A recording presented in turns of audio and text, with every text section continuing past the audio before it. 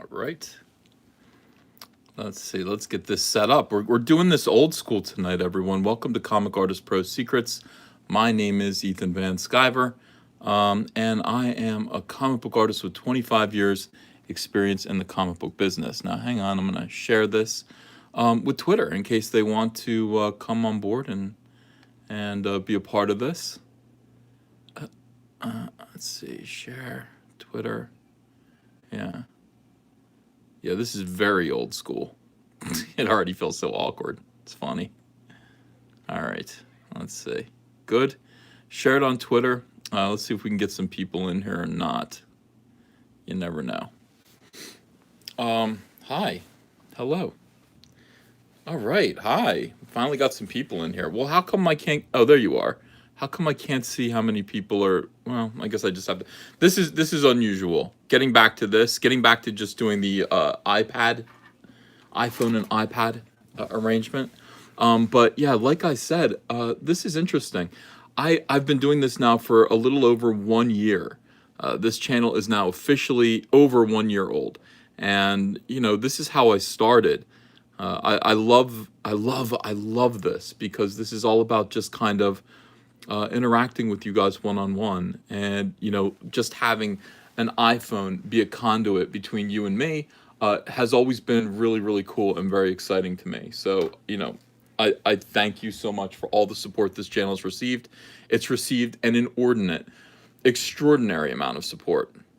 Hi, Bryce Drake. He says, "Hey, handsome." Well, you must be talking to me. Yumashita says, "Hey, Ethan, hello to you." Burton Stacy, you went live quickly. I did, yeah. I snarfed a sandwich. I went to Jersey Mike's. I don't know if you guys have a Jersey Mike's where you are. They're not just in New Jersey. They're a big chain, and they're way better. They are way better than you know, Subway. So I went there, got a couple sandwiches. Me and Andrea had some sandwiches for lunch, and then the other half I just ate my other half for dinner. Sebastian Smith says, EVS, just to let you know, Brian Wilson is doing the Christmas album tour. Well, when is he doing it? Because I'm going to see him on November 1st. Yeah, so I don't know if he's going to do, I don't know if he's going to do Christmas songs then. I think that would be great. I mean, I've seen his show. I've been to see Brian Wilson. I think this will be my 8th time, probably. Yeah, so... Mr. MPA 31 says, "What happened to your 9 and 9 shows?" It felt like too much. You know, it felt like too much to me. It worked for a couple days, and I thought it was pretty fun. But when I kind of am repeating myself, like if I'm repeating what I said in the morning at night, you know, I don't know, maybe I'm streaming too much. So just once, and really, you know, the main thing is to actually get out there and make more videos. Today, this morning, I put out a great video called Bro White, and I worked really hard on it, and it felt old school. I mean, it's so much better to just like sit down and say, I'm going to plan out a really funny video that's going to send my subscribers off, you know, on their workday with a little bit of a laugh. And, you know, that's kind of what this channel was always supposed to be. Like, it's talk radio, it's funny, it's supposed to be a little bit transgressive. So, you know, it's my gosh, I had a great line in there where I just said, you know, anyone can clean up a woman's mess, just take it away from her. Give it to men or something like that. I don't know, but when I said it, I was like, oh my gosh, like I shouldn't be saying things like that. What happened? Sorry. That's okay. What did you? Oh, you dropped chocolate down here? What did you do that for? I went to deliver it to your keyboard. Andrea just has like a whole bag of Halloween chocolate, and she's very quietly putting it in my office, but it fell out of her hands. People Circus, thanks for £2. Damn, son, you were savage on Twitter. LOL. Yo, chat. Yeah, I have to be. This is an important moment, you guys. It's very important that we actually stand up and understand what's going on here, because it's going to be confusing. You know, it's hard to just reconcile the evil of what's going on with this thing. I mean, this Mark Wade lawsuit. And the people who are defending him for this. This is a matter of good and evil. This isn't like, hey, there are some gray tones in there. This is a matter of right and wrong. And in this case, you know, no matter how you feel about ComicGate personally, or how you feel about your boy Zach, aka Richard C. Meyer, aka Diversity in Comics, no matter how you personally feel about him, this particular case is just simply right and wrong. And there are other things that you can argue with diversity in comics about, but this particular thing is not one of those things. Just because you feel like somebody is wrong about a bunch of other things doesn't mean that you get to kind of persecute him in every single way. It doesn't mean he's wrong about everything, and it doesn't mean you can do whatever you want to him. That's not the way the law works. That's not the way a civilized, ethical society works. And I think Mark Waid is going to find that out, and his people are too. That is the thing.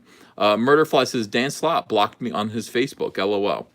Yeah, I kind of recommend that. I kind of feel like everybody should block everybody right now. It is, rather than get involved with some of these situations, it just seems like when people block me, if you were the type of person to block me without ever meeting me or talking to me, and I never said anything to you, I never did anything to you, that's great. Quarantine yourself from me. Honestly, that's how I look at it. Isolate yourself. Shoot yourself to the moon. I don't want to see what you have to say. If you're the type of person who feels like you need to block me, sight unseen, without having any interaction whatsoever, I mean, go away. Go away. Dizzy Punch Gaming says, block me, daddy. Mars 10 says, legal defense fund, LOL. Sebastian Smith, Uncle E, the Christmas tour starts November 30th. I'm not going to get to see it. Yeah. That picture of Mark Waid is kind of amazing, says Dr. Meatball. What do you think? Why is it amazing? It is, doesn't really look like him very much. I think it's kind of an older picture. But yeah, it is, it's childish. There is some childishness, about it. So Mark Waid, let's talk about what this lawsuit is about. Do you guys care? Should I talk about this or no? Mars Eclipse says, no, Mark, I'll just give it to Zach directly, buddy. Yeah. That's kind of what's going to happen. That's kind of what's going to happen with all of this, I feel. Unless the judge is a very exceptional human being, and you know what exceptional means. I don't think Mark Waid stands a chance here. I think Mark Waid thinks he can just stand up there and say, yes, well, what about the time that, your boy Zach called Heather Antos bad names? What if he's a jerk? Hey, he could be. I mean, he could be a jerk. But that's not what this case is about. Zach, man, I just posted this on Twitter, and it's like, it just bears repeating. Take everything out. Take all the other distractions out of this. All of the other he said, she said, this and that. I mean, the politics of ComicGate and, whatever side you're on. The Zach versus Mark Waid lawsuit comes down to this. It's as simple as this. Zach is fighting for his right to be able to earn a living and enter a contract to publish his comics. So basically, he's fighting for his life. Mark Waid is fighting for his quote-unquote right to keep Zach from being able to earn a living and to keep him from entering a contract and to keep him from publishing his comics. Matt Horkin, thanks for $5. Zach sent a second Iron Sights comic for the price of one, donating more to him to make up for it. Was it an accident? Jake Foley says, just got here. I thought Waid had that Zayd guy representing him. Did that fall through? I'll explain that in a minute from what I understand. So I want you to think about that. I mean, think about what this lawsuit is actually about. Zach is saying, look, if me and this other guy want to do business together, that should be my right. And I don't understand how anyone can possibly argue with that. It's my right. I should be able to publish my comics and do business independent of any interference, any direct interference with Mark Waid. And Mark Waid is fighting to say, no, I'm going to interfere with you. I'm going to interfere with you. And by the way, I hate bullies, he's going to say. Mark Waid is the same guy who has threatened Jude Terror, who's the zombie guy? Who's the king of zombies? What is his name again? He's like a Dutch artist. I always forget his name. Mark Waid has traditionally been on Twitter and social media. He's used his social media platform to threaten other comic book professionals, for the purpose of virtue signaling. And I think this is really the first time that he directly, Arthur Sujam, Thank you. This is the first. He said, I'm going to turn over his table if I go there. Don't let me get near Arthur Sujam. Oh my God, Mark, don't you ever try to get in a fight with Arthur Sujam. He's bigger than you. That would not go well. So again, I mean, Mark Waid is basically interfering. He thinks he's the sheriff of comics. He thinks that he should have the right to determine who's a bully, who belongs in this community, who doesn't belong in this quote unquote community. This is an industry. This is a business. Mark Waid has no right, no place, no place in coming between two people, two entities that have a contract together. That is illegal. It is called tortious interference.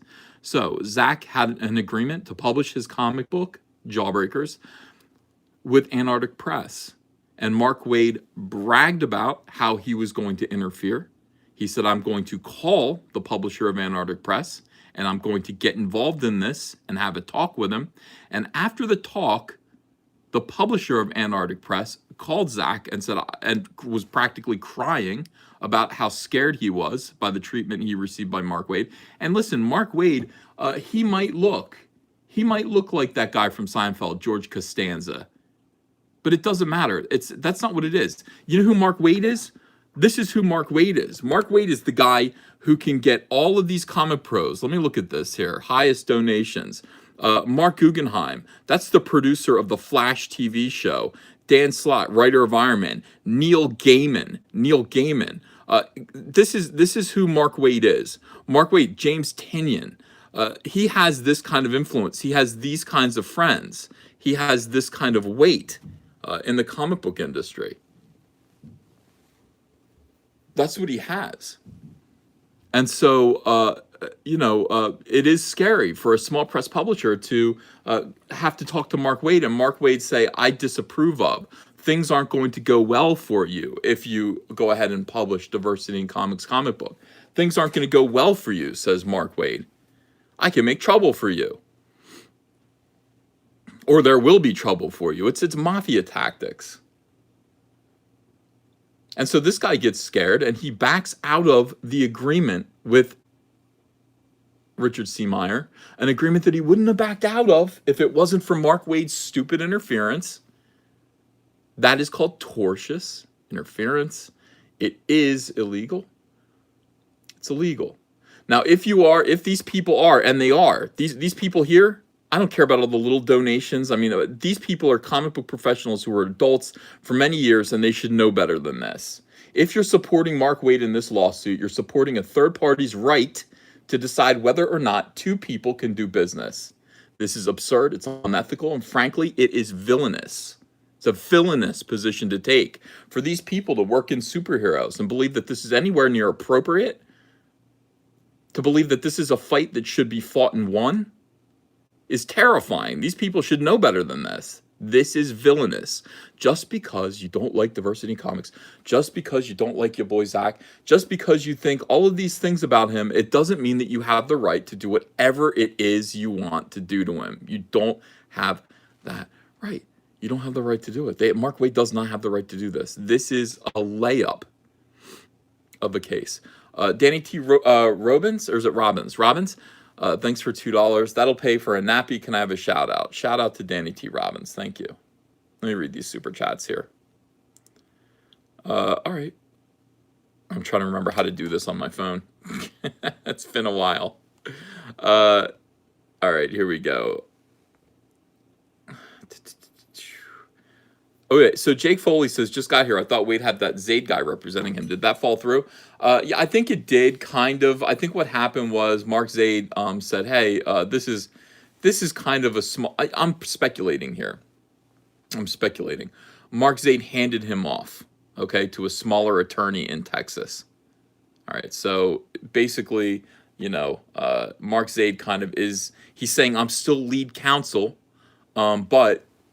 I've assigned, I've recommended Mark go over and work with this smaller attorney, probably less expensive. And I've heard some other stuff since then, so I'm not exactly sure what's going on. I will stay out of that since I don't have full information. But yeah, Mark Zaid is still there, although Mark Waid will now be represented at the table by a different lawyer, a smaller attorney in Texas.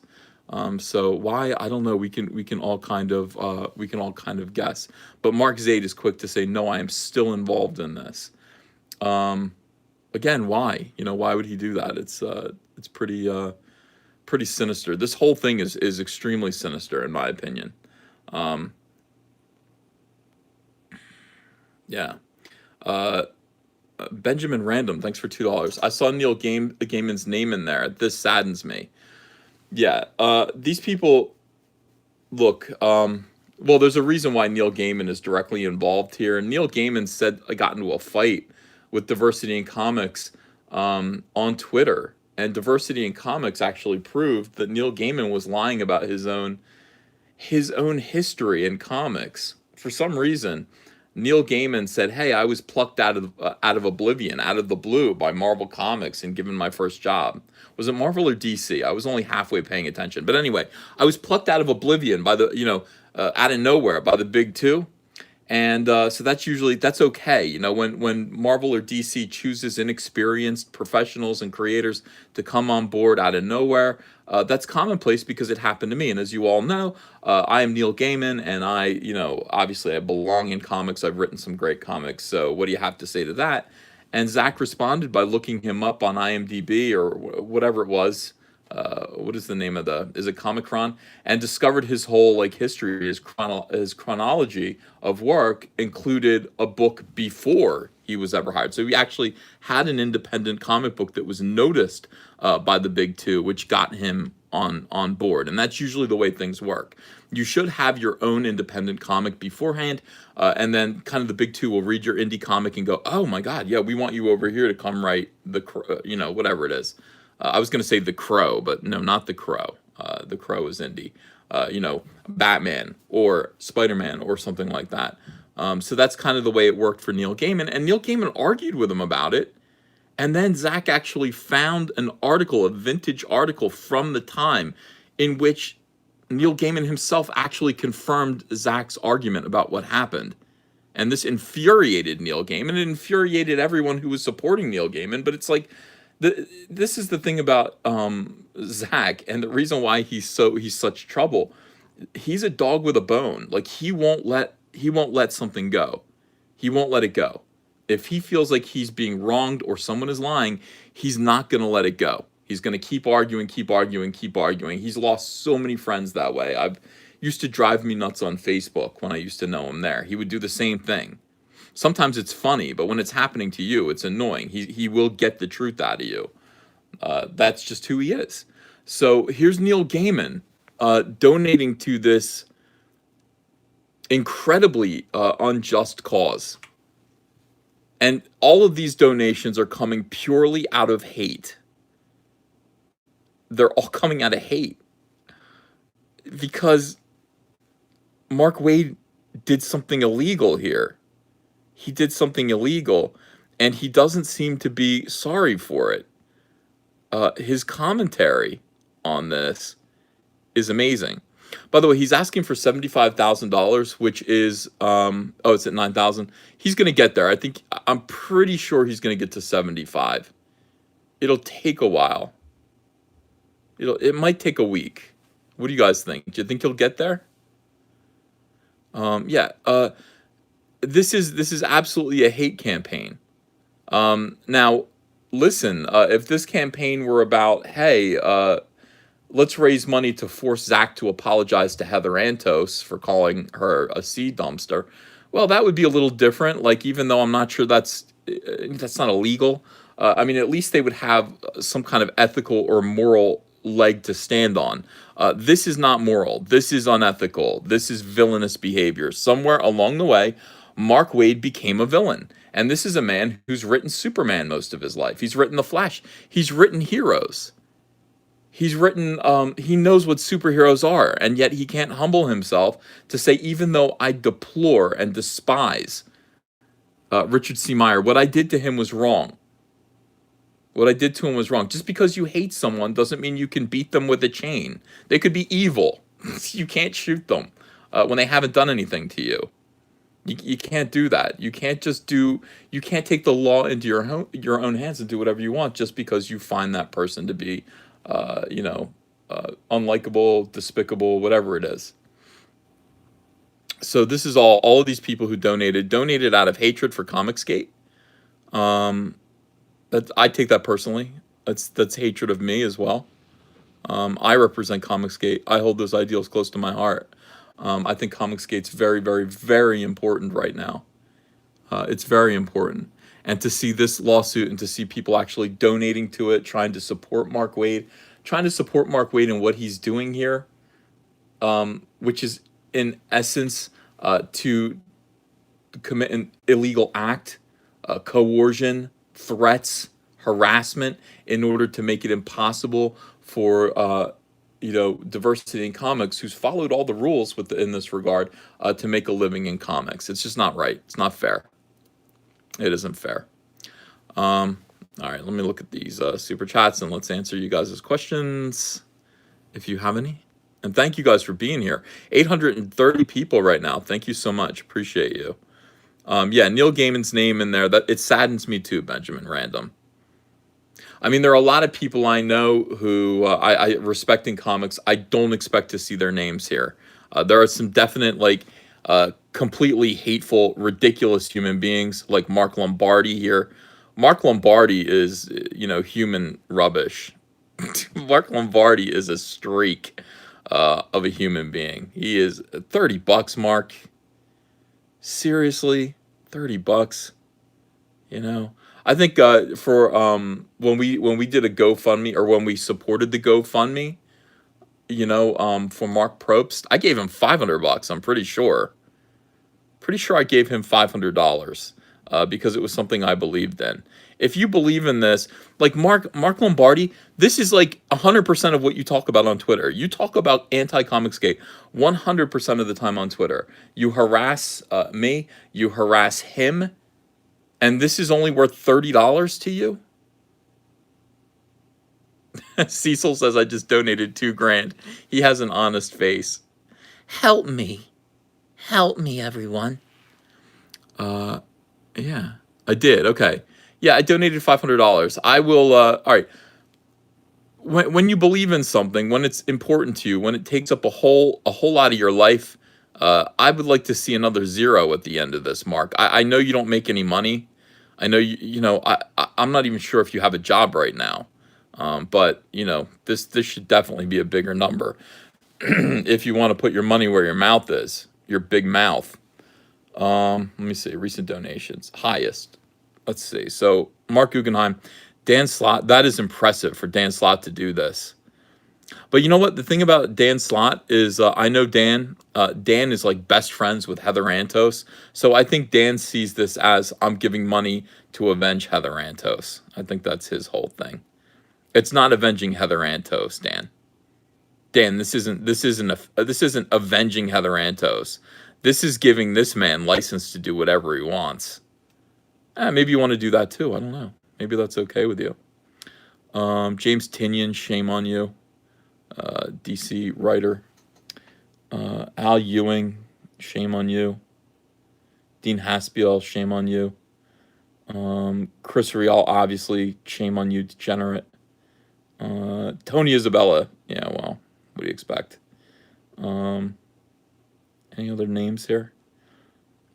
It's kind of everyone you'd expect. David Macho. Oh, there's Renfamous here. Lauren Atencio. Jamal Eigel. $50 from Jamal Eigel. Just put this money right into Zach's pocket, because I know John Layman, $50, of course. None of these names are surprising. You know what's interesting is they talk about how anti-ComicGate is everyone else. I haven't seen it be everyone else. I've seen it be the same stupid names over and over again. Just the same names, the same people, the same gross degenerates, the same people who are clinging on to the ass end of this industry without any success. I don't know, Matthew Rosenberg, shame on you. He's another one. Matt Southworth, degenerate. These are all people who have personally sent me hate notes. Mark Lombardi, like I said. Now we're getting cheap here. Now we're getting cheap. $25. going down. Tim Seeley, come on, Tim. I mean, even if you don't like ComicGate, this is wrong. This is wrong. You're somebody who I can have a talk with. This is wrong. He affected somebody's livelihood, and he did it, and it was illegal. It wasn't fair play. Let me see. Yeah, these are all names, people that I've seen on Twitter harassing us. Endlessly harassing us. Oh, my gosh. Anyone else? I just wanted to... Jason Inman. Jason Inman, what are you doing? Shameful. Jim McLaughlin, $11, Jim. Jim McLaughlin, I understand, like, you know, you have to be cool with the pros, but this is wrong. Jim, this is wrong. You're somebody who probably, I think you have a sense of fair play. I'm glad you only donated $11. You represent the Hero Initiative. This man is not a hero. What he did was wrong. What he's trying to do here is wrong, and it's illegal. Not only, look at this. Wow. Oh, wow. ComicGate is leaving comments here. Crazy. Yeah, Tim Seeley hurts. I know. I still like Tim Seeley. I don't know, man. I don't know. I don't know why these people are doing this. I think it's just virtue signal. But the main reason why most of them are doing it is just pure hatred. Pure hatred of ComicGate. And I just kind of feel like, well, probably, you know, probably all of the names that we've seen pop up on Twitter and social media bothering me are going to be in support of Mark Waid, you know, in this campaign. Darth Bobcat says, Rekieta says it's because he isn't licensed in Texas. Yeah. That's what Nick Rekieta said. It's probably true. Johnny Dollar says, came into the chat late. How is Kermit? I'm glad you asked. Kermit turned bright green, and he's just sitting there. He's still okay, still alive. Andrea was like, he looks better. And I was like, he's not better. I picked him up. Her. It's hard to say her. I picked her up, and she was stiff in my hand, like she was kind of just... Kermit is my pet tree frog, by the way. And then she peed all over my hand, like a stream of frog pee. And I was like, ew. But she didn't really move or fight or anything like a frog normally would. You know, she's just not doing so well. So I put her back in the tank, and you know, again, I think she's comfy, and that's what matters. People Circus says he looks like he's looking at a picture of himself while sniffing his own fart. I've never seen such a smug face. LMAO, reality will crash down. Yeah, it is going to crash down. It's definitely going to crash down on a lot of these people. Claude Simon, thanks for $10. Appreciate that. Hi, EVS. Do you think that all these NPCs are writing articles and presenting fake statistics in order to establish a foundation of fake facts for a possible Wendig frivolous lawsuit against you and ComicGate?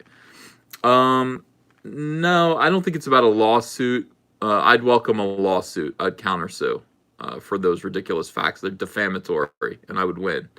I think what it is they're trying to build up this idea that ComicGate, as led by me, I'm the leader of ComicGate. I'm the biggest name in ComicGate, so they're after me. Is a harassment movement, and if you can make it like a hate group harassment movement, you can find ways to defund me, to deplatform me, to make it hard for me to sell my product, but in general, just to slime what we're doing. And I, you know, look, they're good at it. You know, they're really, really good at it. That article in Vox was absolutely ridiculous. I read it like just with my jaw open. Like, I don't even know this rotten tooth woman who is sitting there making up all these stats and saying that when I, you know, not until I comment on a case that everybody's interested in. You know, everyone was interested in Chuck Wendig getting fired over this. Everyone. You know, mainstream political figures were commenting on it. So when I comment on it, for some reason, I guess everything changed for poor Chuck Wendig. I don't know. I think it's ridiculous. It's absurd. It's as if saying that, you know, because of my tweets. Donald Trump was elected president. It's all my fault. No, a lot of people, we're all watching this kind of pop culture news happen in front of us. Some of us have platforms to comment on it because we're pretty good at commenting on things. And I will say, my 2 videos, but especially the last one, the last video that I did about Chuck Wendig was an A plus. It was absolutely an A plus, and I stopped making recorded videos for a little while just to let that one kind of hang there in the air, because it really did sum up the problem with who he is, who he was, what his friends are saying about him, and this delusion that he lives under. It was an excellent video, and he responded to it like he should. Let's see here. Let me find this. There was another thing I said to. Let me see. Chuck Wendig. Wow, a lot of people send me Chuck Wendig stuff. All right, so give me 1 minute, guys. I'm sorry. Ordinarily, I would just let other people talk, but it's just gonna be you and me today. We're just gonna do this ourselves. Wow.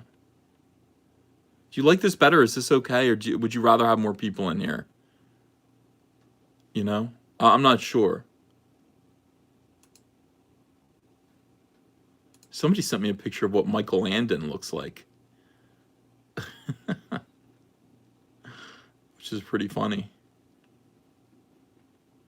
Oh, by the way, a lot of people are sending me responses back. Let's see. A lot of people are sending me responses back about Jason Youngblood. Yeah, either with you or just Cecil. Yeah, Cecil's good in here too. Cecil's excellent.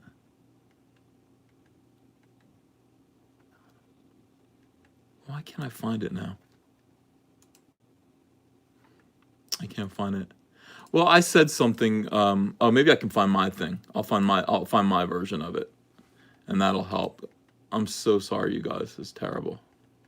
I should be more prepared, but this wasn't part of what we were talking about tonight. This is a little side journey. It is a side journey here. Anyway, we were talking about that's He-Man.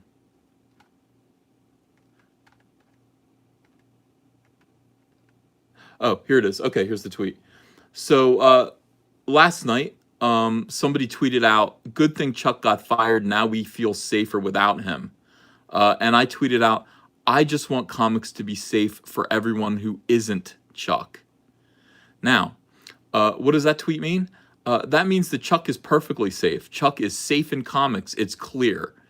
Chuck is absolutely safe because he's got friends in high places, and he can do whatever he wants to do. Chuck Wendig is somebody who calls for incivility. Chuck Wendig is somebody who's actually calling for violence. And so when I'm sitting here saying I want to promote comics to be safe, and to be a good place to work, a good place to enjoy this hobby for everyone who isn't Chuck Wendig, who isn't in his position. I want LGBTQ fans to find comics, enjoy them, be safe at conventions. I want my friend Jeremy Hambley to actually be able to go to a convention without fear of being physically assaulted. I want comics to be safe for everyone who doesn't have the platform of Chuck Wendig. Chuck took this tweet and he tweeted it out to his fans like this was a threat against him. I mean, it's just like, Chuck, it's not a threat against you. I want you to be safe too. It's kind of like, when people say Black Lives Matter, does that mean that like no other lives matter? No, all lives matter. I'm just pointing out, Chuck, that you are safe. You are highly privileged. You are being protected to a degree that I've never seen. You have people making up fake pseudoscience to defend your terrible behavior. I wish everyone had that going for them. I wish everyone was as safe in comics as you are, Chuck, just because you lost this one job. So yeah, he's like, oh, I can't believe Ethan would say something. This is just awful. When Democrats are getting bombs in the mail, Ethan is saying that everyone should attack me. No, it's not just so that you guys know, and I know he's not going to hear this, but just so that the 1,110 people watching this know, I want you guys to know what I meant by that. And I'll use my words a little bit more carefully, but the more I look at it, it just feels like it's pretty clear what my intent is and what I'm saying with this tweet. But you guys should know that I wouldn't do that. Graphs save lives. That's right. All right, let me see. God, the audacity of these people. It's really strange. It's very, very strange. So yeah, I'm not expecting Claude Simon. I'm not expecting a frivolous lawsuit, but it'll be fine if one comes. I'm expecting to be told that I'm leading a hate group and a harassment squad and all this stuff. That's what they're trying to do, and that's part of that tweet there. Like that tweet, commenting on that tweet, that's part of that effort. Trencher1375 says supported Sam Glasman and Endgame on there. Okay. Red User 1. This is the depressing part of ComicGate. It sucks seeing my favorite creators acting like this. Yeah, I've kind of felt the same way. Like I've thought long and hard. I didn't just get into ComicGate in a reactionary kind of way. It wasn't anyone who follows or who has followed this YouTube channel over the course of the year that it's been on has seen me become ComicGate very, very slowly, and only because of circumstances. I was dragged into ComicGate. I was beaten into submission by other people in comics. Culture warriors who basically made it clear to me that this was a very real thing and a very necessary effort, because what they were up to was evil. What anti-comic skaters are doing, what the social justice warriors, what we now call the NPCs, are doing in comics is wrong, and I can't work in it. I can't work under those circumstances. I can't. It's not right. It's immoral, and these people are dangerous. I'm watching my friends get blacklisted. I'm watching people in high positions of power at the big two bending to the mob, making terrible business decisions just so that they get eaten last. And I can't tolerate it. I mean, I was making good money at DC Comics. I've always made good money in comics. Everyone's been good to me. But I don't need to do this. I don't need to kind of submit to this. It's not important. I want to stand up against it. I want to, because it happened to me. I got a taste of it. I've been, mobbed and harassed by weirdos for a year and a half now. And Dr. Jordan B. Peterson, in my first conversation with him, when I spoke to him, I said, I don't think I can illustrate your book, Dr. Peterson. It will bring me more unwanted attention, and these people will not leave me or my family alone. And I want this job. And I did want that job. By the way, you guys, I talk about this, at the beginning of all my videos. I illustrated Dr. Jordan B. Peterson's 12 Rules for Life, and I was paid a pretty good sum of money, not as much as you might think, not as much as I should have been paid. That book sold 1 million copies. I should have asked for more money.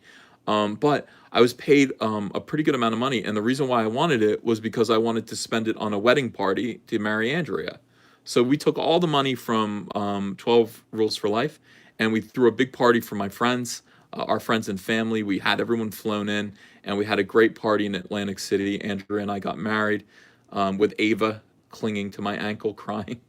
And it was great. It was worth every penny of it.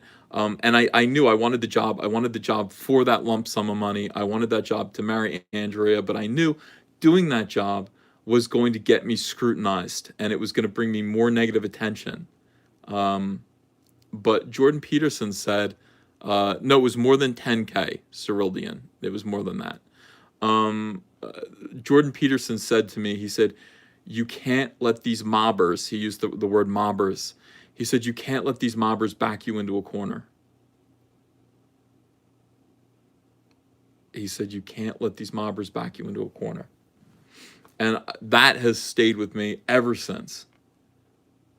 Jordan Peterson knows. I mean, he's been through this himself. And no, it wasn't, I'll tell you, it was $15,000.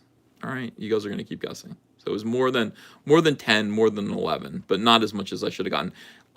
No, but it was good. It was a good amount of money, and we had a great time with it. We threw a great party. We got married, got everything that we needed, and it was cool. So yeah, you can't let these people back you into a corner. You got to stand up to them. It's easy for Diversity in Comics, who's a big comic book fan, to look at this list of names. These people have all signed on to say, we hate you. We hate you. We don't think that you have a right to make a living in this industry. We don't want you to be able to enter a contract with another person and publish your book. We don't think you have the right to do that. And even though you've read our comic books and enjoyed our comic books your whole life, we're here jointly to stand up against you, to let you know that we are going to fight your right, fight against your right to do comic books. Who has the right to do that? Who are these people? Who are these people? Who is this man? This is audacity. These are enablers. This is an asshole. These are his enablers. You can't do that. You can't possibly do that. Zach, you can't let these mobbers back you into a corner. And I'll tell you something, we're going to push you out of the corner. We have your back. This crowd has your back. 1,221 people watching right now. We have your back. ComicGate has your back. We have your back. And we can't, honestly, what is this? Can I get a quick rundown? Says Downshift. Downshift. Here's the situation for more people. For the people that are coming in, we got the Mark Waid versus, actually, it's the Zach versus Mark Waid lawsuit. So Zach runs a channel called Diversity in Comics. Okay, Zach is highly critical from a kind of right-wing perspective against what's going on in comics. He started. Actually didn't start, but he kind of lit a fire underneath something that was already happening that became what we now call ComicGate. Okay, it's a movement, it's an uprising from fans, customers, professionals against the far left wing, invasion of the mainstream comic book industry. All right, starring this guy right here. Well, he's one of them, and all of his friends, all right, so Zach stood up to that. Now, because Zach criticized some people, by the way, he criticized Mark Waid quite a lot, but he also criticized Heather Antos. He also criticized a few creators for their behavior on Twitter. 3 of whom are transgendered. They've decided to use that and say, well, he harasses women and transgendered people. But most of his criticism was kind of aimed at people like Mark Waid. Male kinds of people with white skin. That's generally where his direction, his kind of criticisms tended to be aimed, just by coincidence. It wasn't deliberate. Anyway, they said, hey, you criticize us so much. You're always criticizing our comics. Why don't you do one for yourself? We bet you couldn't do your own comic. Now, doing a comic book costs a lot of money. Zach and I were speaking about this. Our kind of paths crossed at a certain axis. And I kind of said, hey, maybe we should crowdfund our own comics. Zach said, that sounds like a good idea. I said, who wants to go first, you or me? He says, I want to go first. So he launched a crowdfunding campaign for Jawbreakers, which has to date raised close to over $400,000 for that book. Now, he then made a deal with Antarctic Press. Now, Antarctic Press reached out to me back then, 6, 7, 8 months ago. They reached out to me and they said, hey, we want to be the publisher of ComicGate books, Republican books. If you're a Republican, we want to publish your books. You are safe here. So we want to publish CyberFrog. And I said, no, but okay. Zach said yes. So Zach entered into an agreement, a contract with Antarctic Press to publish Jawbreakers. Mark Waid hears about this agreement with Antarctic Press. He says, I think I know. And by the way, he put this all over social media. He had to let people know. This is where the mistake comes in. This is why he left a trail of breadcrumbs. He left his footprints and paperwork all over the internet. Okay, there's a paper trail of Mark Waid doing this. So he's not going to be able to worm his way out of this. He said, I know the publisher. I haven't spoken to him in a while. I'm going to call up the publisher of Antarctic Press, and I'm going to have a little talk with him about who he's publishing. Mark Waid called the publisher of Antarctic Press. Whatever the conversation was, it left the publisher of Antarctic Press in tears. He called Zach up and said, I'm sorry, I can't. I've never been harassed like this before. I can't publish your book. Made a statement on Twitter about how the circumstances of why he is not going to be publishing Jawbreakers, even though he wanted to, even though they announced that they were going to publish Jawbreakers, was something that this industry should be aware of and take heed of. All right, that's called tortious interference. That is Mark Waid getting in between a contract between two people. Mark Waid is a third party, uninterested, disinterested.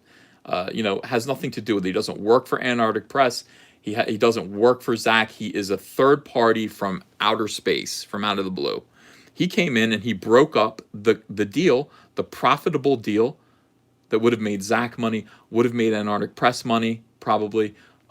He came in and broke it up. He's not allowed to do that. That's against the law. That's against the law. Now, the Antarctic guy acted badly too, says Nick S. Yes, he did. He did. But I mean, you know what? Again, let me point out this to you. These are the people that are behind Mark Waid. The guy from Antarctic Press is just a small press comic book company. Does he want to go against Mark Waid and risk displeasing Mark Guggenheim, the producer of The Flash? Dan Slott, writer of Spider-Man and Iron Man? Neil Gaiman? Is that who this guy wants to be? Does he want to taste the agony that like anti-comic skaters inflict on comic skaters? No, he doesn't want to. He didn't want to. And Mark Waid let him know that that's exactly what was waiting for him if he went ahead and published this comic book. That's what Mark Waid did. That's illegal. That is illegal. Mark Waid is now being sued. Zach took all of his profits. I happen to know how much this is costing Zach, okay? Zach took all of his profits from Iron Sights, and he sunk them into a lawsuit against Mark Waid for tortious interference and defamation. Mark Waid running around the internet calling him a white supremacist, going to conventions. He's on tape calling Zach a white supremacist. I mean, that's, this is what they did to me too. They called me a Nazi. They called me a white supremacist. That makes it difficult for me to go to conventions because most people know that that's not true. But there's always some loony with a gun or a knife that believes it. He's put my life in danger, and he's put Zach's life in danger, and he knows that. Look at this, and look at this look on his face. He knows that. He knows what he's doing. Mark Waid doesn't have any money, as it turns out. So Mark Waid has launched a GoFundMe campaign to the tune of $75,000, which is coincidentally the amount of money that Zach is asking for in the lawsuit. But it's just a minimum number. Apparently, if this actually goes forward and goes to trial, Zach's going to be rewarded somewhere in the six figures. 6 figures. 6-figure biatch. Refresh page. Where's he at now? Let's get it up there. All right, 10,000 for him. It's going slow. So he's got to GoFundMe. He's got to pay his. This is essentially. I mean, this case is such a layup. It's such a layup. It's just so obvious that Zach was wronged here legally. And you can say, I don't like Zach. I don't like Diversity Comics. I think ComicGate is a hate group. You can say all that. You can lie. You could say all of the the weirdo things that these people say about ComicGate, about us. You can do all that.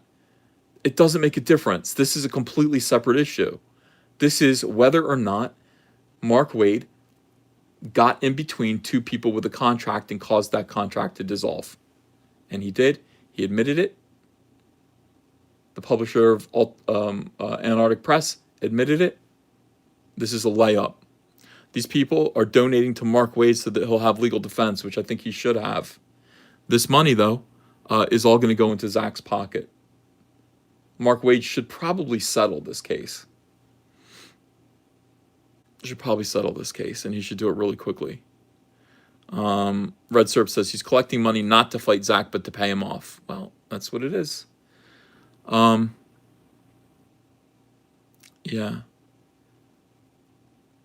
All right, let me read some of these.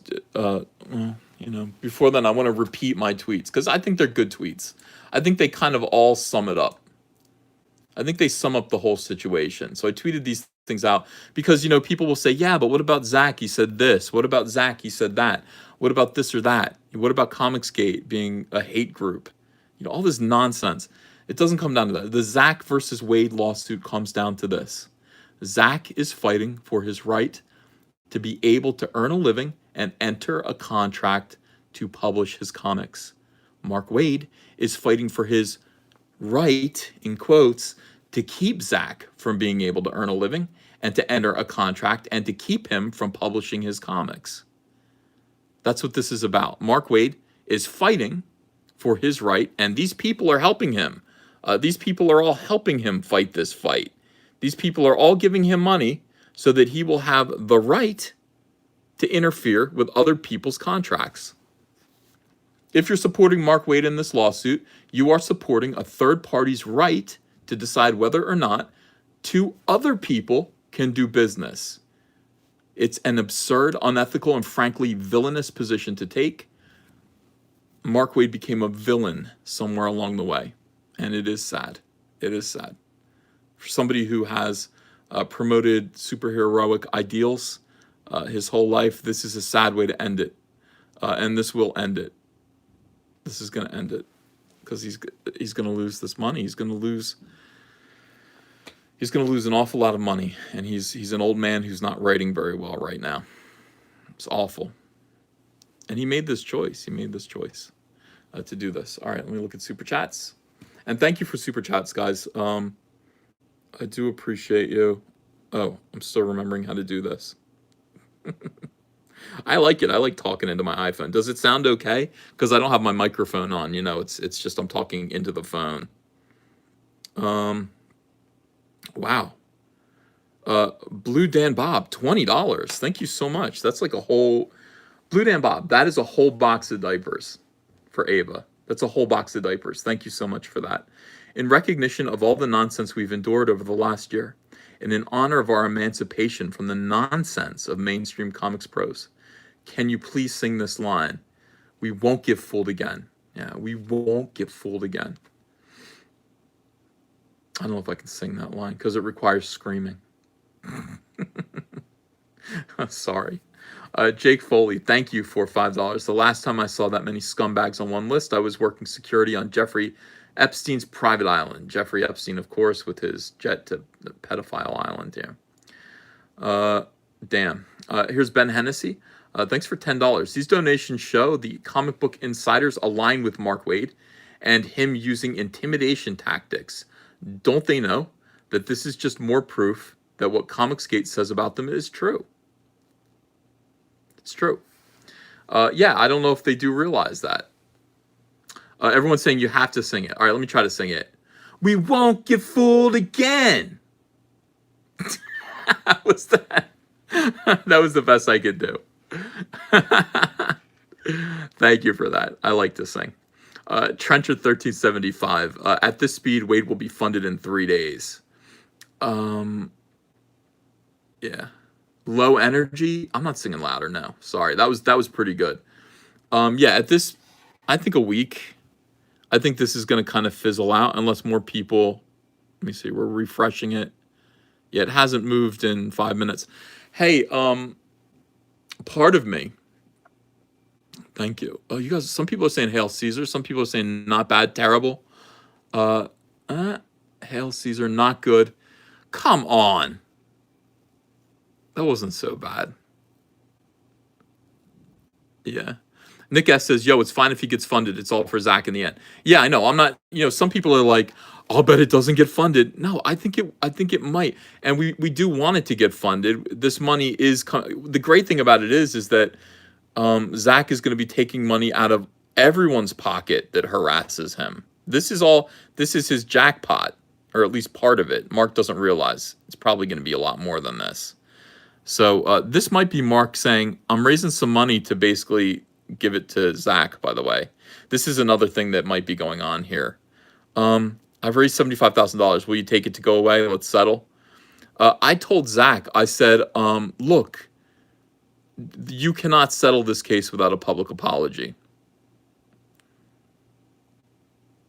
You know, that is that's one thing that you can't allow. Like, Mark Waid cannot just give you money and tell you to shush. No, you have to get a public apology from him. I want you to take his money. He needs to apologize to you. He's got to do that. It's important. It's important. Now, some people are saying don't settle. Okay, look, guys, if we're not going to settle, and this is what I'm toying with right now. I'm not doing it right now because I want to see where this lands. ComicGate. One thing about ComicGate is that we can raise money. If it comes down to it, we've got 1,400 on the dot right now. 1,400 people watching. If it comes down to it, and I ask you guys, and we start a GoFundMe, are you gonna help? Are you gonna pitch in? I want to make sure Zach has the money to do this. I want to make sure Zach has the money to do this. And if it keeps going and he can't settle, he's going to need more money for his lawyer because he spent all of the money you gave him. Makes me. I know him personally. And I'm not a baby. So hang on a second. Okay, all of the money that you gave Zach for his comics, he spent it to do this, to make a statement.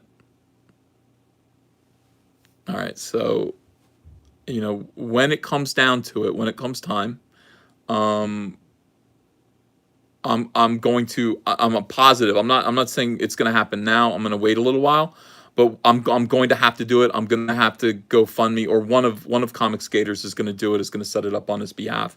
And when we do it as a community, we're going to have to rise up and just make sure that this gets funded. So put aside $20, please, if you can.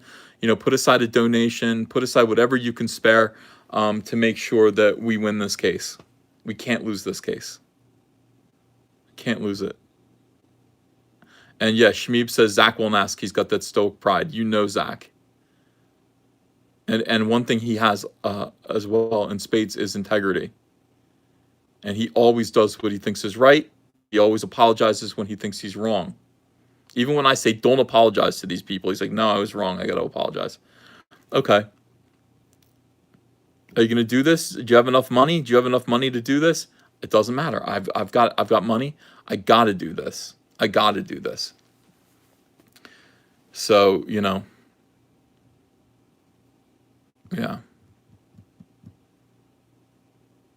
I don't know when I'm going to do it. I don't know. But it's got to be done. Because this can't be allowed to go on. This is evil. This isn't even a matter of opinion. This is black and white. This is night and day. This is good and evil. This is evil. What's going on here is evil. So it is important. All right, let me read some more super chats, and thank you again. Thank you guys for super chats, and thank you for being here. It's great. I really do love. I think I like this a lot. I like being on my phone. Oops. Super chats. Oh, by the way, while I'm doing this, if you like this, if you're enjoying this show, could you click a thumbs up for me? It looks like I have 302 thumbs up. Just click that thumbs up button for me, and it really helps in the algorithm. I appreciate you. All right. Oh yeah, so Trencher1375 says, at this speed, Waid will be funded in 3 days. Yeah, I wonder. I pointed out before, I was like, yeah, he'll get funded because I saw Peter David ask for $88,000 to pay a back taxes bill, which I thought was incredibly ballsy. You should not be asking for people to give you money so that you can pay your taxes. I think that's pretty unethical. But the community did rise up, and for some reason, I had it in my memory that he did make that money, but I went back and looked at Peter David's GoFundMe. No, he only made $45,000 of the 88. So I don't know what happened with that tax bill, but he only made $45,000. what do you think? Do you think he'll get to 75? Has any liberal ever gotten to 75 for something like this? We'll see. We'll see. Mark C, thanks for $10. I prefer streams like this. Maybe adding Mitch and Mike. It's a bit more intimate, and I feel more connected to the show. The large group is fine every now and then. Yeah, it makes me feel better to do it alone too, to be honest with you. Because it's like, you're my audience. It's like, this is between us sometimes, it's like, I want to talk to you. Darth Bobcat, $2.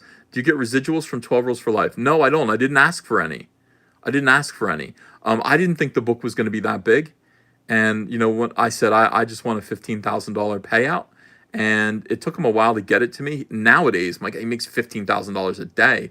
But it did take him a while to get it to me. I finished the work. I slaved over those illustrations. I'm proud of that book. And yeah, sure enough, it's sold it's probably close to 2 million copies right now. And I should have asked for a nickel. I should have asked for like 5 cents per copy. But I didn't think to. And I really didn't think the book was going to be that big. However, I have his next script. So I might be doing it again. Your boy Russian Bot, thanks for $5. Luckily, you're established as a reasonable free thinker who openly welcomes all kinds. You're quite centrist and established as not a hate mongerer. Thank you, your boy, Russian Bot. Yeah, I'm not a hate monger, and I do feel like I'm a centrist, which makes me extreme right in this current industry where everyone is extreme left. But I don't know. It feels good to welcome people into ComicGate and just to say, look, this is a new platform. This is a new place where you can possibly succeed. Red User 1, thanks for $5. The reward for your bravery is you get to be a general in a comics revolution. ComicGate can be bigger than Image and will change comics forever. It already has. I comfort myself by remembering, because it's easy to forget now. I remember the abuse that Todd McFarlane took in 89 through 92. I mean, abuse. By the way, from some of these same people. Just abused them. They were rude to him. They were so... and I used to say, why don't you guys recognize? I used to say this to myself. I was just a kid. But I'd be like, why don't they recognize what an important man Todd McFarlane is to comics? Why don't they recognize how good he is and how special he is? Because they were jealous of him. Because he was making millions of dollars and they didn't think that he deserved it. And Todd kind of kept a stiff upper lip. I remember Peter David wanted to debate Todd McFarlane at San Diego Comic-Con. I'm going to debate you. Can you imagine that? Like having to debate Peter David about your very existence? Like, I don't think you have the right to exist, and I'm going to debate you. And Todd kind of just said, all right, cool, I'll see you there. And he showed up in a chicken costume. I mean, that's how... he just showed up in a chicken costume. I love it. So funny. And he just kind of just enjoyed these weirdos. And now look, where's Todd McFarlane now? Where's Peter David now? That's exactly right. So ComicGate is important. People are talking about it so much that it actually takes my breath away. I don't understand why it's this important to these people. It is important, though. It's clearly important. It's clearly important to everyone. Whether you love us or hate us, we're all anyone's talking about. And for what, I've got people I don't know, like, how far along is he on his frog book? Where's his frog book? It's not finished yet. He's late. What? You guys, worry about yourselves. Worry about your own thing. This is my dream project. I'm not rushing this shit for you guys to prove a point to you. I'm not rushing CyberFrog out just so that, NPCs will leave me alone. This is my dream project. I've wanted to do this CyberFrog book forever.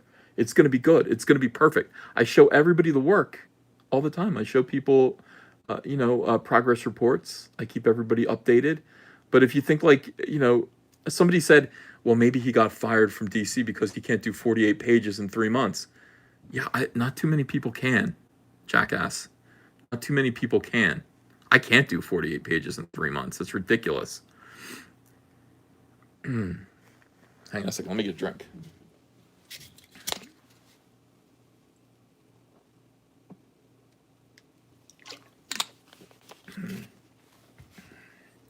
Got fired. Give me a break. All right. Alan, thanks for $10. Remember these names if you're still buying Marvel or DC. Why give them money when they openly spit in your face? They are vile. Hashtag not another cent. Oh, you guys can hear me glugging again. I didn't think you could hear me glug. Like when I'm in my microphone, I don't think you guys hear me glugging as much. The Concerned Westerner, thanks for $2. Wade is a miserable, vindictive D-bag. Go Zach. Schmeebs, thanks for $5. Crowdfunding the settlement money. He's taking none of the responsibility of his own actions, shouldering no burden. He will learn nothing from this. Hey, not only that, what if he wins? Is he going to return this money? What if, for some reason, Mark Wade wins and he's got $75,000 of other people's money? Is that just, under those circumstances, Zach would pay his legal bills. So where does that money go? I hope he's planning on returning it. Midnight Cherry TV, $2. Stuck on Nasser stream, missed live, kick Wade.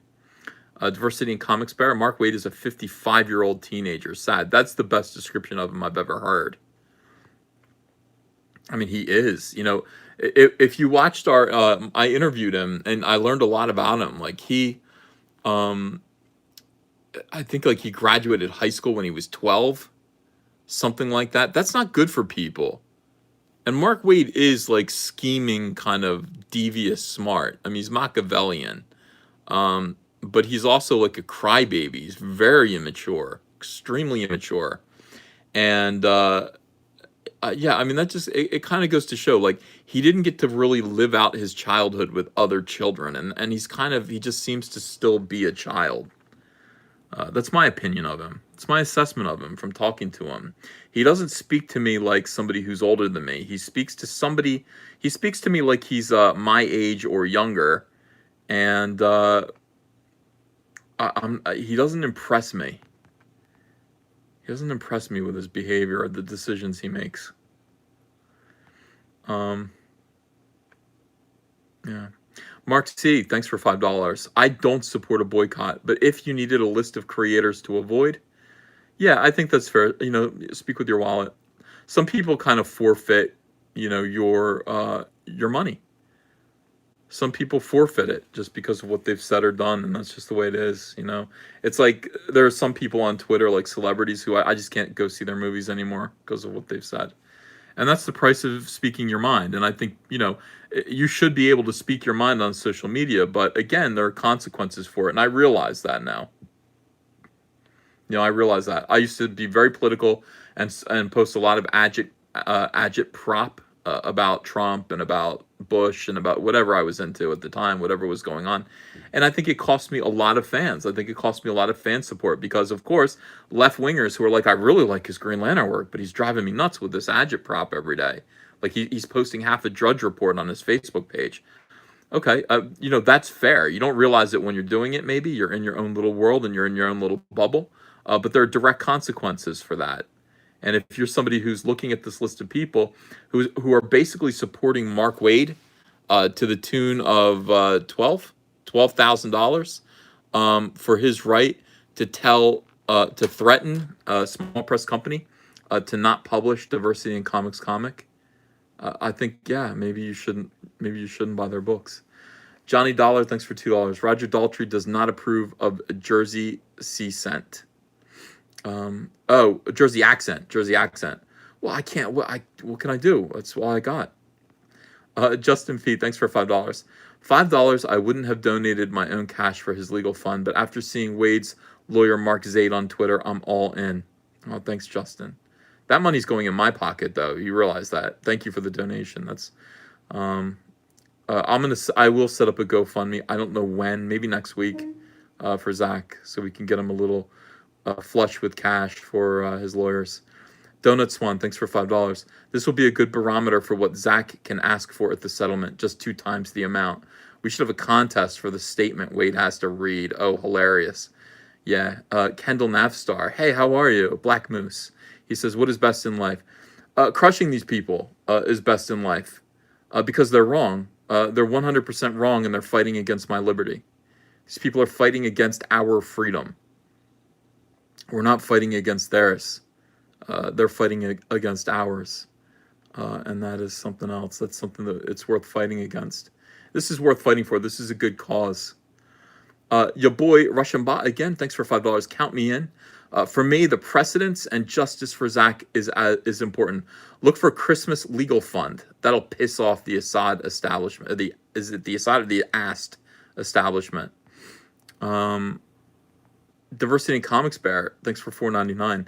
Wade thinks a GoFundMe keeps him from having to pay, but he's really forcing anti-ComicGate people to pay Zach. It's somehow the most twisted solution. Yeah, I don't think he has any money though, as well. I don't think I don't think Wade has any money. You know, he doesn't. So he's got to ask. He had to ask eventually. You know. See, nobody has any money right now. If you look at like all of these pros who are on Twitter, on Facebook, freaking out all the time, they don't have any money.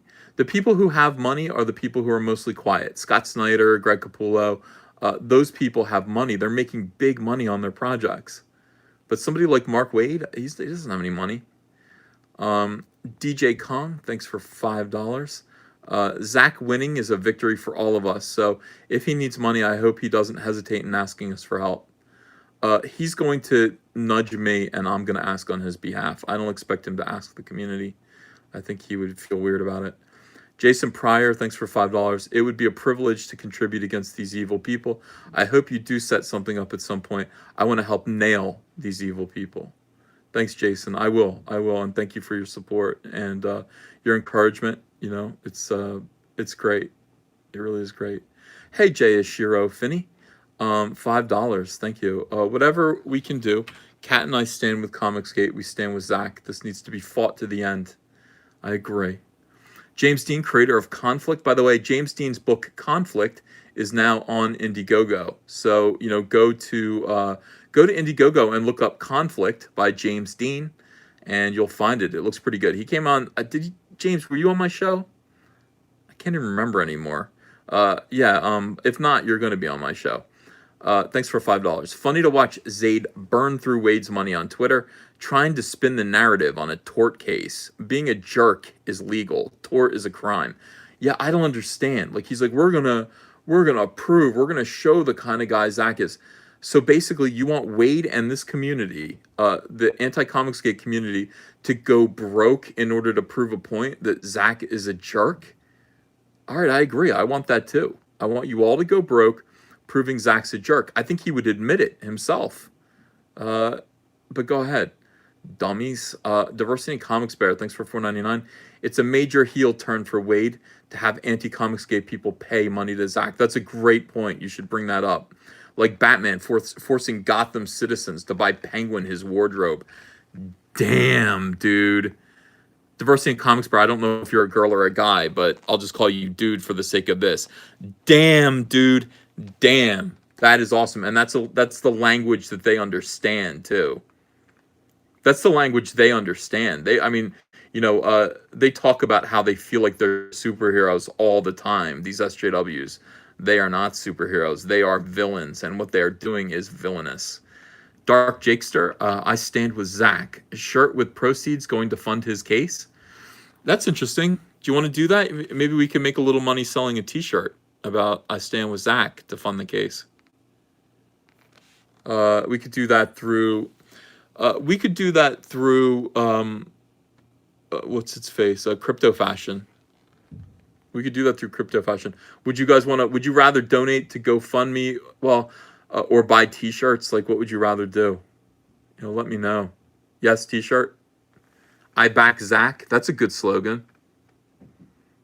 Back Zach. Guys, run through it and see. I back Zach. I back Zach. Buy T-shirts. Who can make me a good design? Make me a good design about supporting diversity in comics, aka your boy Zach. Well, I think we should do both. But like, when we do a T-shirt, here's the thing: when we do a T-shirt, you get a product. The T-shirt costs $20. I think $8 of it is profit for whoever is selling the T-shirt. So $8 would go into the account. It's good messaging. Razdoc says if only Ethan knew an artist. I don't know how to do. I don't do great logos. I've never been good at it. I've never been a design guy. I'm somebody who draws frogs and monsters. You think offering a slightly overpriced product is a way to go? Yeah. Well, guys, send me your ideas. Send me your ideas. It's pretty easy to get a T-shirt together. I can get it done like in a week, within a week. So we could get that done and we could get that out. Yeah, and Drew Turnbull goes, why not both? Yeah, we'll do both. I like the idea of people wearing T-shirts though. The sad back Zach.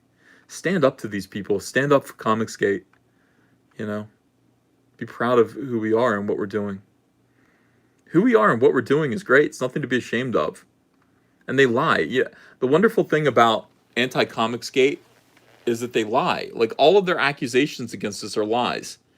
It comes down to, yeah, well, this one guy said this once. Well, that's fine. But when they say things, their accusations about what ComicGate actually stands for, they're always lies. I'm always like, is everything that you guys have to say about us untrue? Like everything is a lie? You don't have any valid points that I need to think about? No, they're all, I'm just like, that's a lie, that's a lie, that's a lie, that's a lie. Oh, you're trying to keep women out of comics. Wrong. We're trying to get women into comics. You're trying to keep trans people out of no, we're not. I just tried to get a trans person to come on our show, a trans comic skater, and she said, I'm not really. I don't want the attention. I don't blame her for that. She'll get harassed by SJWs for that. But yeah, I mean, it's like, no, we encourage everybody. We want everybody to be a part of this. Everybody to be a part of a comic book renaissance, to make comics fun, keep the politics out, to talk to customers with respect. We want all of that, and then we want all of us. We want to show off how much money is at the end of that rainbow. It's something to be proud of. It's something to really strut about and be proud of. Proud to be a part of this. Dark Jakester says for $4.99, I stand with Zach. Shirt with proceeds going to fund his case. Yeah, I think maybe that's what we should do. Somebody wants a shirt that says pies, not lies. Snowtap, thanks for $10. No, not that shirt. My man, I will have both your backs. Send the message to these fools. Settle or go all in. Do it, you will. Also, F. Peter David, he's egotistical and fan-hating ass got him what he deserved. No sympathy. Diversity Comics Bear, $1.99. I'll give Zach $100. I'll give him probably $1,000. I could probably talk Andrea into let me do that. And again, I know you guys make fun of me. I do have to talk to Andrea and get money, permission to spend that kind of money. But I think we both want to get behind this. Gojirified, thanks for $2. I've been out today. What happened today? We're talking about it now. It's your boy versus Man Baby Wade. Jonathan Dobson, thanks for $2. His amount of $75K is settle suspicious. Yeah, a lot of people have said that. A lot of people have pointed out that $75,000 is exactly the amount that Zach is seeking in the complaint. Isn't that odd? But then again, $75,000 is 100 hours of lawyer time, of Mark Zaid's time. If Mark Zaid, I believe, bragged, Mark Zaid is a thoroughly immature human being, but he bragged about getting $750 an hour. Like that's what he was going to get. And so there you go. That's 100 hours of legal help. That 100 hours goes real quick. Trust me. Real quick. Paul Ulechi, thank you for $5. WTB, a trebuchet ticket for Wade. Yeah. Shmeebs, thanks for $5. Idea. Indiegogo, a little sketchbook of ComicGate artists drawing Zach's characters or each other's characters. All proceeds go to the legal fund. You know what I have? And I never gave it to him? I have that drawing I did of one of his characters when he hit, I don't know what, when he hit $80,000. One of his characters just kind of like doing this, I had that drawing. I'd be happy to auction that off for Zach. That might be a good idea too. James Dean, creator of Conflict, says, I am a designer. I will design that for free. Well, you're the kind of guy everyone's asking you. Everyone's recommending you. Cute Nerd says, is Wade broke? Well, evidently, yes. Evidently, yes. Gojirify, thanks for $5. I hope he's broke. Let me put it that way. If he's not broke and he's asking this community to pay this bill for his mistake, shame on him. Shame on him. Gojirify t-shirt. I stand with Zach with a pic of Zach standing in front of Supercuts. Boom. Supercuts. Zach versus Zaid. Let's get ready to rumble. This is the most interesting case for reasons like that. ZVZ. Zach don't crack. That's another good one. There's some good stuff here. He got woke. Now he's broke. That, get woke, go broke slogan is one of the best things that anyone ever came up with. That really sums everything up, and it happens over and over and over again. Get woke, go broke. All right, let me see. Let's refresh this. Are we at 13 yet? No, almost 13. I love watching crowd funds, even like despicable crowd funds like this. I don't know. I like watching the number change. I think everybody does. Get woke, go broke. Ask your friends to help you because you're a joke. Yeah. Paul Delaney says, this is a prime case of get woke, go broke. Jeremy Joestar, thanks for $5. I love how Mags makes everything about her, but I can't read this. I love how Mags makes everything about him. I think you misgendered Mags, but that's your, I guess, place to do so. But turn Lane around and attacks Chelsea Kane. What's the point in helping these people? Yeah, Chelsea Kane. Well, I mean, Chelsea Kane is a weird case. Chelsea Kane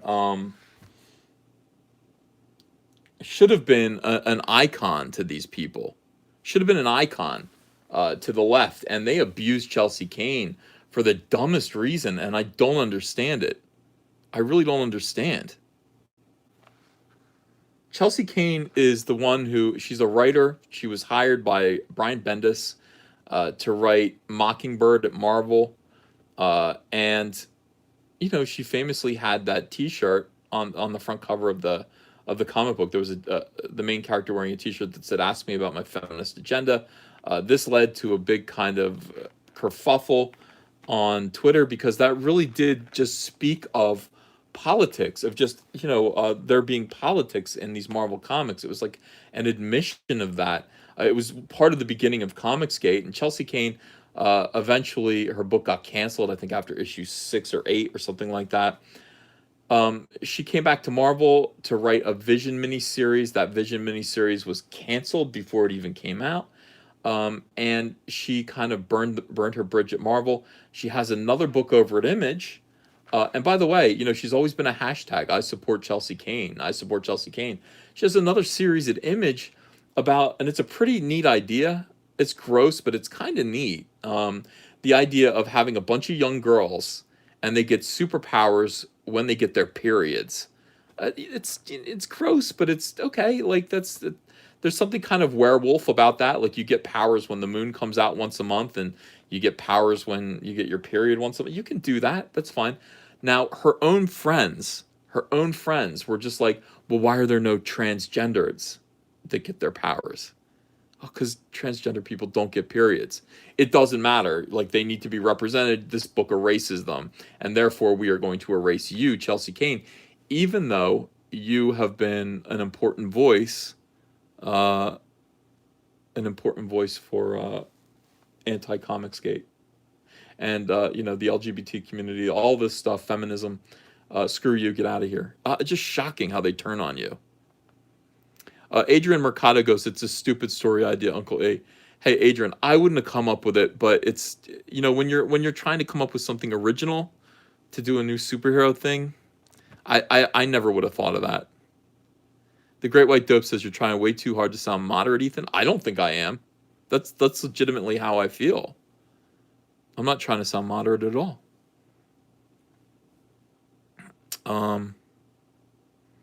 Yeah. It's a period piece. Oh my god. Oh my god. Oh, that was too smart. Nico Tronus came up with that line. That was ingenious. Well done. Yeah, guys, I don't try to sound any which way. I tell you how I feel. I don't tone it down at all. I look at comics, I look at stories as, um, is that good? Is it neat? Is it original? Are people going to be able to relate to it? And so I look at that and go, maybe they are. I can't relate to it, but I don't know. Maybe 13-year-old girls can relate to that. Maybe they'll get into it. Um, you know.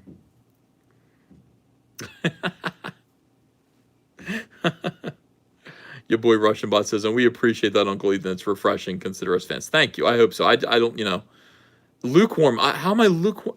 Did you guys see my video today? You're going to still call me lukewarm? That was about as badass as I get. I told Andrea about it. I'm just like, oh my god, the video I put up today. I legitimately, I closed it out with, I think, one of my greatest lines ever. I just said, uh, it's pretty easy to clean up any mess that a woman makes. Just take it away from her and put a man in charge of it. I can't remember what I said, but it was pretty good. Milk toast. Oh, great. All right. We'll see about that. Bro White. By the way, I wasn't expecting this, but everybody wants a Bro White comic book now. And I told Andrea, I was just like, I don't know if I'm going to be able to do a full Bro White comic, but I can totally picture myself doing, once CyberFrog's done, like chauvinist fairy tales, and just combine all of them. Just do like all of the Disney princesses, all of their stories, but with men instead of women, and just do chauvinist fairy tales, a whole book of them, like you can read them. We'll do them in comic book style, Uh, yeah, I think it would be good. So Bro White would be in it, obviously. And then like we would do a version of Cinderella. We would do, all of this different stuff. We would just do a bunch of different stories. And they want a Bro White. Shameeps goes, Bro White backup story. Well, Bro White is like, it's so funny. Sinister Smirk says, will Rainbow Brute be its own thing? Yes, Rainbow Brute is my next campaign. It is. It is my next thing. And by the way, they're already planning. These SJWs are already working on how to sabotage it. They're already working on how to sabotage it. I can't believe it. Well, I guess I believe it. They know. Cinderella, and you guys are thinking it's going to be Cinderfella. No, that's a Jerry Lewis movie. I'd probably call him Cinder Blockhead. Or something like that. I have to think about Cinderella. Well, it'd be easy to do Cinderella. Let me give it some thought. Yeah, Cinder Block. Ethan, what do you think of Patriotica? Says Nick S. Sexy book. I haven't read it though. I don't know if it's any good, but the character looks sexy as hell. I would draw a cover, I guess. Refresh. All right, let's see where we're at. I got a bunch more super chats to read too, but I'm reading your guys' the main chat. $13,283 of the $75,000 goal.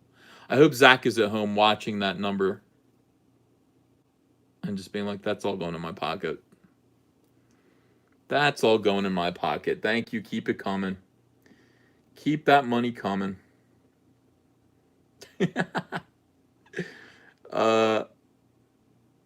Midnight Cherry TV, thanks for $2. Zach signed ComicGate frameable diploma for $10.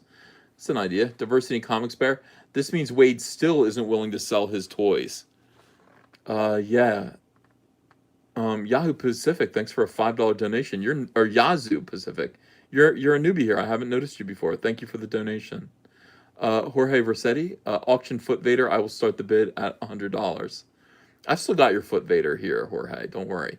Casca 52, Nurkish's frog Zach in pocket. Discreet but cute. James Dean, creator of Conflict. I will design 4 shirts. All caps comics. I back Zach. Get woke, go broke, and Zach pack. Proceeds to your boy. Cool. I'll do it tonight. Yeah, do that. We'll do it. We'll do 4 shirts. 4 shirts. Paul Delaney says for $2. Is it weird that I want cherry pie now? No. Oh, because of that? Ew. I was like, I want cherry pie all the time, but yeah. Johnny Dollar, thanks for $2. Remember Fractured Fairy Tales from Bullwinkle? I do remember that. Kind of like that, but more chauvinistic. I want them to be like boldly sexist, you know, all about men being awesome and women being dumb, kind of. Well, not dumb, but you know, well, maybe dumb. Etheris Fox, thanks for $5. Thoughts on Rainbow Brute's weapon as Morningstar, as a Morningstar? Such a nice, pleasant name for a flail and a chain. Yeah. Awesome. Well, I think Rainbow Brute is going to have a bow and arrow too. A rainbow, you know, a bow and arrow, like Rainbow Brute. He should have some kind of awesome. He should have a bunch of weapons. Gojirify says instead of one, thanks for $5. Instead of Once Upon a Time, it would be, hey, let me tell you something. I like that. Michael Rodriguez, $5. When are you going to make Jim and the Homophobes happen? I smile every time I think about it. It's hilarious. Yeah, Jim and the Homophobes would probably be in this book. See, that's the thing. Like, could I do a whole book about Jim and the Homophobes? I don't know if I could. Like, but could I put a short Jim and the Homophobe story in the chauvinist fairy tale book? Yeah, definitely, absolutely. But I don't think Jim and the Homophobes gets its own series. It's just a bunch of like sexist, you know, male characters. You know, that's we just combine them all together and it'd be fun, be funny. I could try. Yeah, if I did it, I would do it like an Archie book. Jim and the Homophobes would be a bunch of short jokes. Eric M. Boyd says, "Oh man, you're gonna get a lot of haters."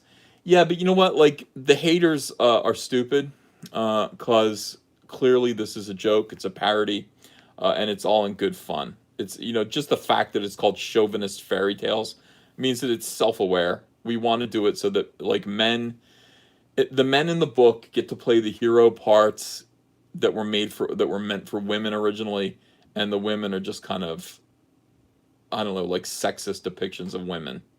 And that would be the joke. I don't think it would ever be hateful. I don't think it would ever be like cruel. It would just be funny in its sexism. And the haters, yeah, they're like the whole reason to do it.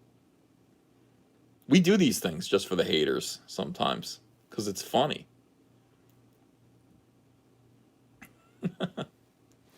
Yeah. Uh, will there be? Well, I mean, maybe. Yeah. Andrew Yun says your chauvinist grim fairy tale book sounds amazing.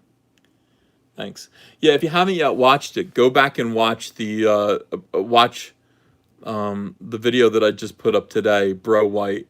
That would be the first part, you know.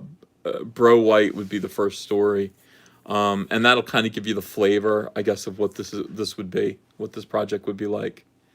John Sislowski, thanks for $2.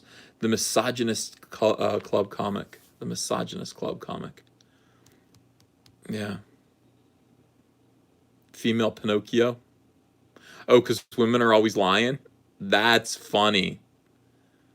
That is pretty funny. Jeremy Joestar, thanks for $5.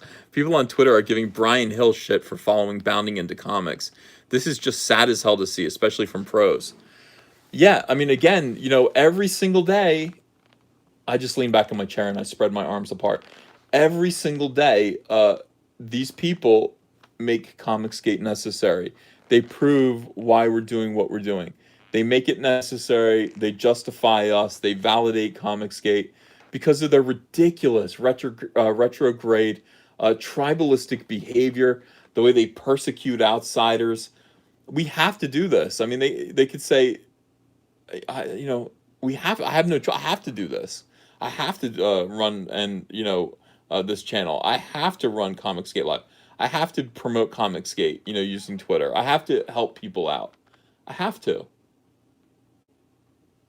There's no choice. Who did I base the Bro White characters on? Well, Bro White, nobody really, but Andrea was like, "How come you keep making everybody's face look like Kyle Ritter?" I didn't mean to at all. Like, Rainbow Brute looks a little like Kyle Ritter. Bro White is really fat, but like his face is a little like if Kyle Ritter got really really fat, maybe he'd look like Bro White. I'm like I didn't even realize I was doing that at all. Uh, he's just I don't know. He's like a neckbeard. He's what when people talk about like a fat neckbeard, that's what I was trying to draw. That's what a fat neckbeard gamer looks like to me. So that's Bro White. The women are just I just wanted a variety of kind of nerdy, annoying, feminist-looking women, and then turn them into dwarves. Call them biatches. And then one of them might be based on a real person. Might be, probably not. Allegedly. Allegedly based on a real person. From rumor and innuendo. By the way, guys, if you're enjoying this stream, 1,375 or 70 people watching right now. Would you mind hitting the like button? Would you mind hitting the thumbs up? I'd appreciate it. I think we're gonna be done in a second. Downshift, thanks for $2. I saw Big Red and Bro White, top right with glasses. There you go. Big Red. David the Bergerac, thanks for $10. Love your streams, even the ones with Doug. Don't give up. Push against all of this garbage.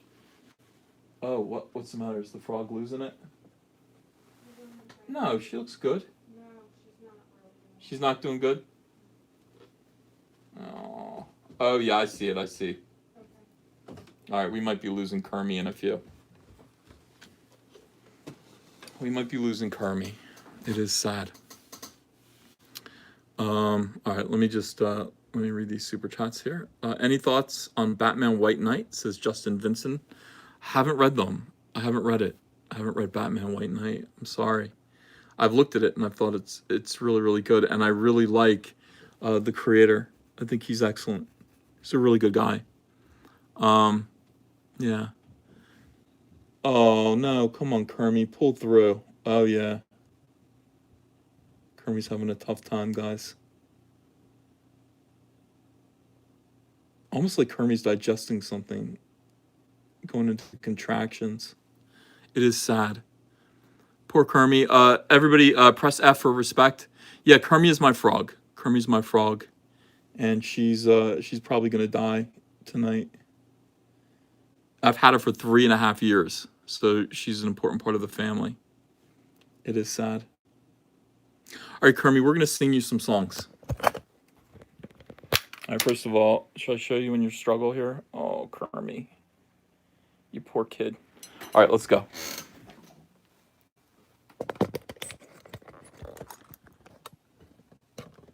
All right. God, this is so old school. This is so old school, guys. We never do this anymore.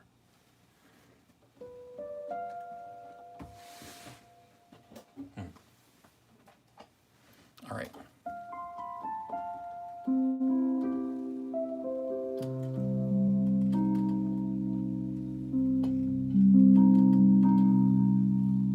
Let me get the chat on so I can see you guys. Okay.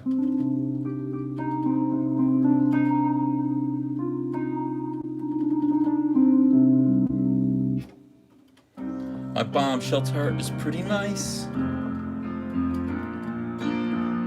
I took Dwight Eisenhower's advice. It's full of things I like. A stationary bike, powdered milk, Slim Jims and rice.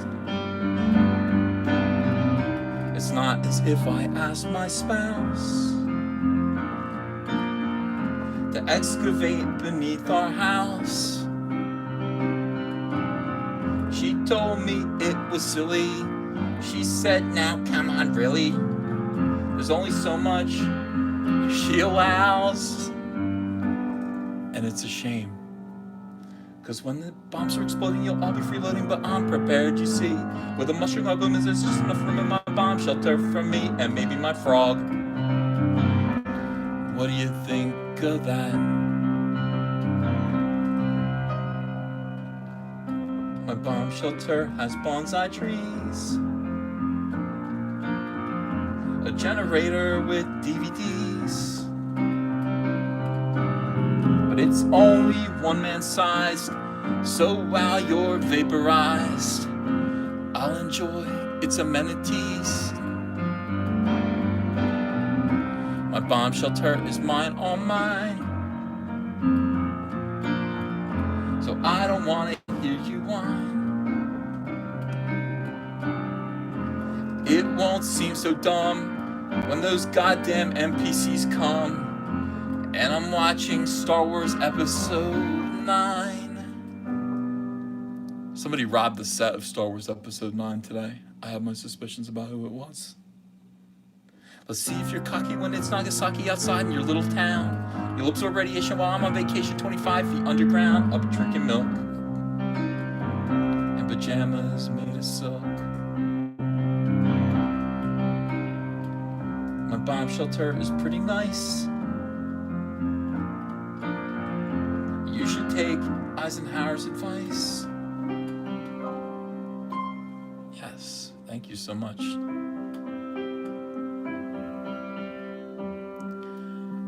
Carl Hunga says, please no rainbow connection unless you want to make us all tears, all some tears.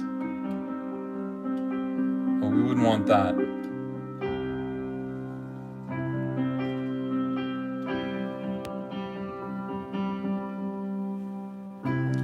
You and I thought we'd fly to Rio for dinner. We must have been high, but you and me and another 3 friends of yours crashed, George, Mike, and Emily. And now there's nothing to eat except for the meat that once was your friends who lived up the street.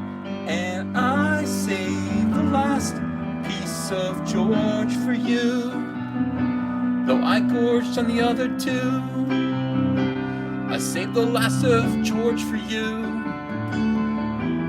and I saved the last piece of George for you.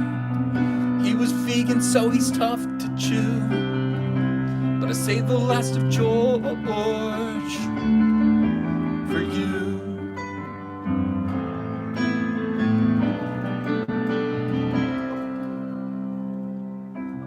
You were so right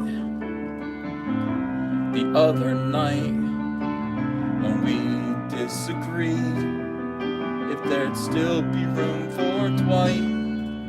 Now we'll make amends when our dinner date ends, but I gotta say, you've got great taste in friends, and I saved the last piece of George for you, though I gorged on the other 2. I saved the last of George for you,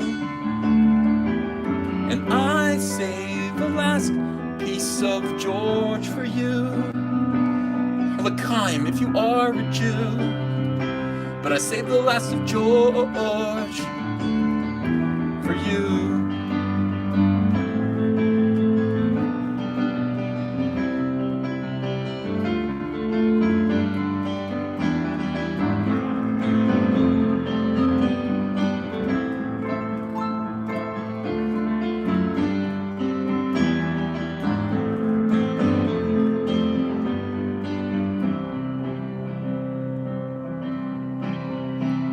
While you are asleep, that's when I creep and I lick all the butter in your fridge.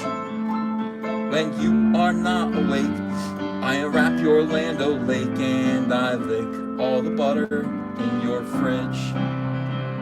The butter in your fridge. The butter in your fridge.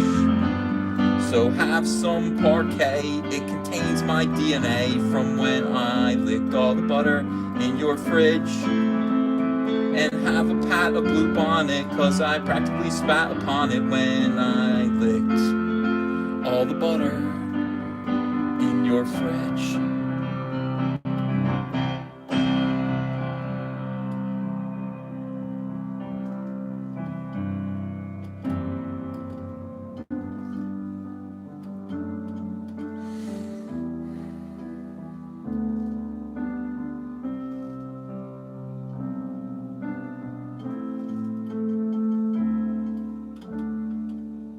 This is my song about Star Trek.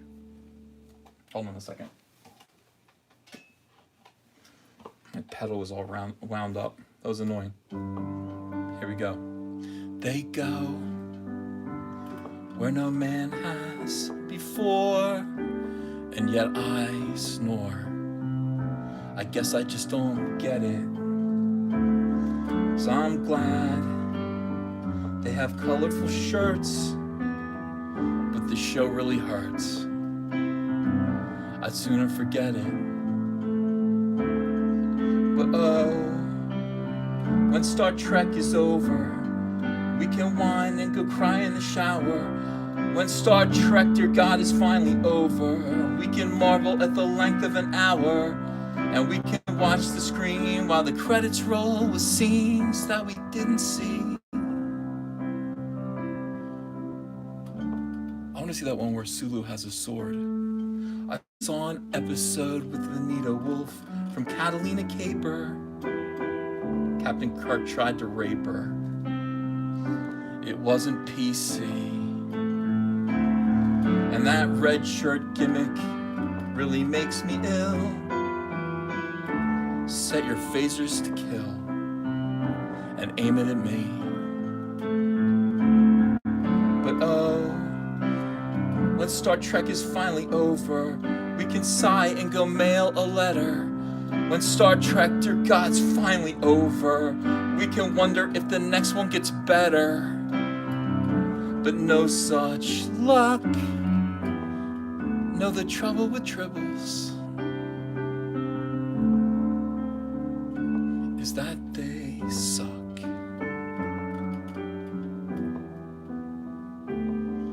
The trouble with tribbles. What was Ray Harryhausen busy? They're just fucking mops of fuzz. Is that they suck. Thank you so much.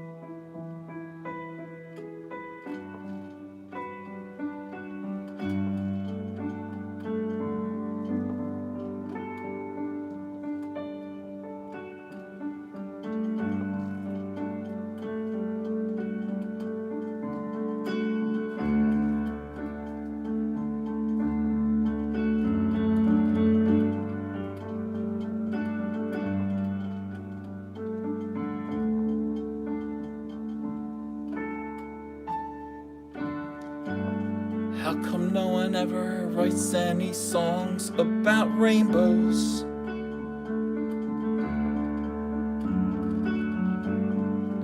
Why can't anyone see? Tell me, why doesn't anyone ever write any songs about rainbows?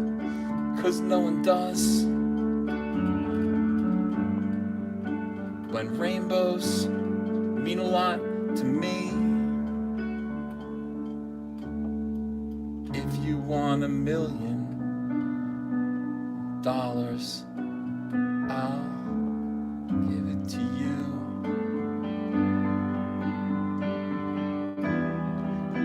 $1 million won't help you see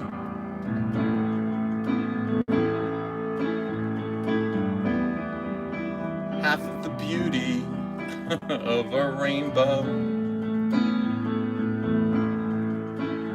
with me.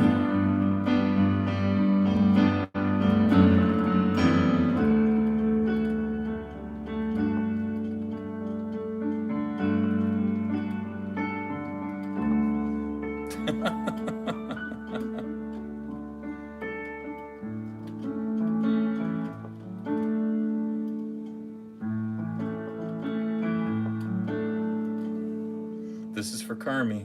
Might be Kermie's last night. Why are there so many songs about rainbows? And what's on the other side? Let me know, Kermit. What's on the other side? Rainbows are visions, but only illusions. And rainbows have nothing to hide from little tadpoles. So we've been told, and some choose to believe it. I know they're wrong, wait and see. Someday we'll find it, the rainbow connection, the lovers, the dreamers, and me.